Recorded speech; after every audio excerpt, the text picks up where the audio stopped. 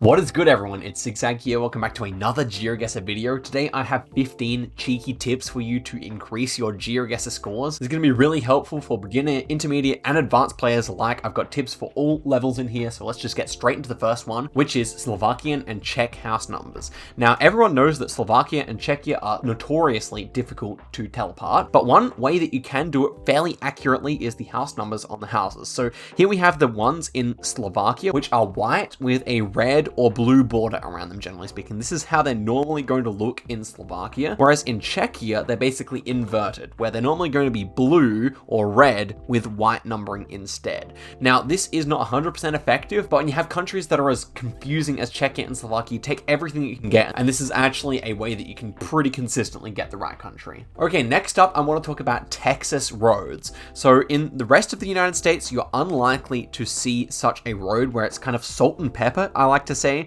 where there's lots of like black spatters inside the asphalt. This is a really good clue for Texas and the surrounding areas, and yeah, you're not going to see that elsewhere too much. However, you can also see it a whole lot in Turkey. Turkish roads are maybe half the time looking like this, where on the asphalt they have this black smattering, and yeah, combined with the fact that this highway is actually separated, that is a really good clue for getting in Turkey. Okay, next up, I want to talk about poles in New Zealand. Okay, so here is the standard New Zealand pole. It's kind of hollowed out, similar to a Brazilian pole, except there are no lines going across. Looks fairly similar to a Chilean pole as well, but this is the concrete pole that is standard for the whole country. However, these concrete poles are much more common in the North Island than in the South. So in the North Island, you can expect to see these concrete poles the vast majority of the time, whereas in the South Island, they're actually in the minority. So this is what you can expect to see most of the time in South Island, these wooden poles. You can definitely also see the concrete ones. They're actually quite common, especially in certain areas. However, just make sure the alarm bells go off if you see a rather North Island looking round that actually has wooden poles, because there is a good chance they're actually just going to be in the South Island. Okay, next up, I'm going to show you guys a fairly unique landscape. Here we are in the state of Roraima in northern Brazil, and we have these grasslands in Roraima.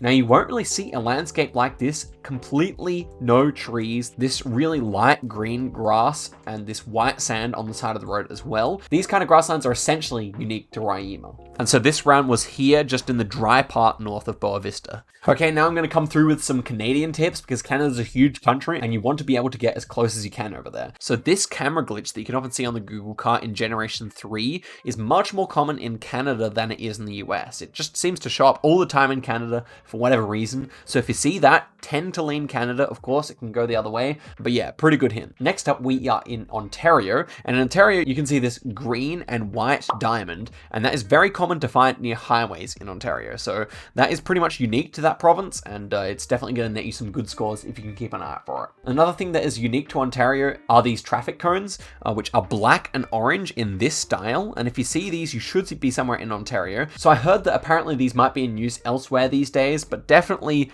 the majority of the time they will be in Ontario only. So generally speaking, in Canada, you have these black and yellow chevrons. That's pretty standard for what you see around the Americas as well. However, there is an exception to that, and that is Quebec, where they use these white on red chevrons. Pretty unique looking, especially for North America. Obviously, you can see similar ones in Europe, but in North America, this is completely unique, and you can use it to get a really nice score on Quebec. Okay, next up, we are in the state of Oregon, where instead of saying speed limit on their speed signs, they just say speed. And so that is something you'll only see in Oregon. Don't get it confused with Canada, where they say maximum with the speed limit. But also, you can use your logic. For example, on a road like this would be definitely more than 25 kilometers per hour. However, it does make sense for miles per hour. Okay, next up, we are in Austria, just looking at some standard Alps architecture. These kind of houses, very common all over the Alps. But guys, you can actually see very similar architecture over in Brazil with houses like this. And the key thing to remember about this is that they are found in the south of Brazil. So here we are in Santa Catarina, and you can also find these in Rio de Grande do Sul and Paraná as well.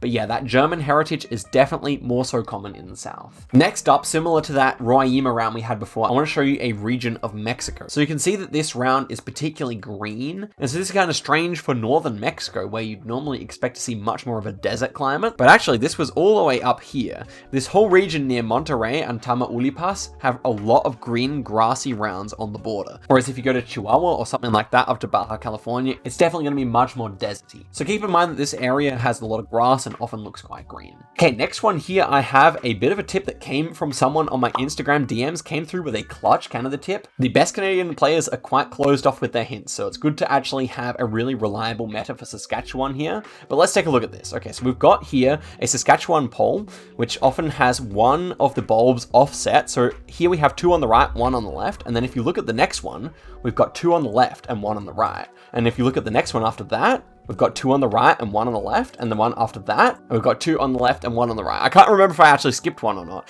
but the point is they're alternating.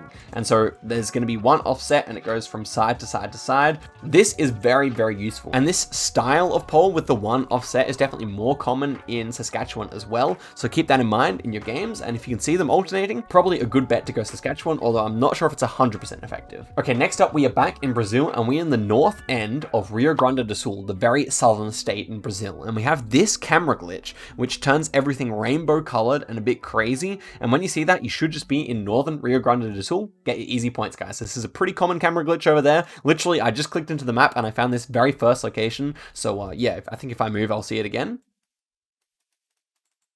So yeah. So yeah, guys, that is a good little meta and definitely a bit of a cheap one, but we'll take them. Okay, next up we have an Australian hint. This is some new Generation 4 footage taken in Australia, and it actually has a red car with a red hood here.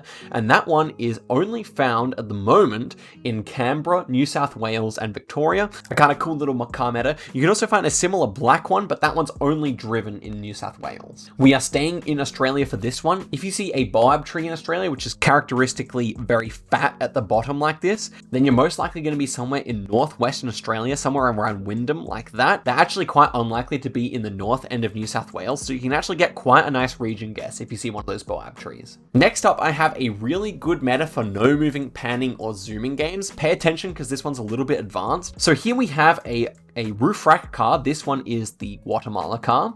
And if you take a look at the end here, you can see that the blur is actually kind of square at the end. It's quite rectangular, I want to say. And so this is actually common to basically all roof rack cars. So when a roof rack is present, you're generally speaking going to have this square looking blur on the ground. And so the significance of this is that when you're playing Community World or another map that hides car meta, but you can see this square, it means you can guess in countries where you're likely to have roof racks. This isn't 100% effective, but it seems to really work most of the time. And so to compare that Guatemalan round to a Mexican round for a second, you can see that the end of the car is here and it's very rounded off instead. There's no square present on the back of this one, which will definitely help you in a no moving, panning, or zooming game where this is the view you're able to see. Okay, next up we have quite an advanced meta, but one that's definitely useful. Here we are in Uruguay, and you can see in Uruguay we kind of have this guardrail that kind of goes like this. That's the best way I can describe it. Instead of just ending here, it ends here. And so it's kind of like a whole C shape like that.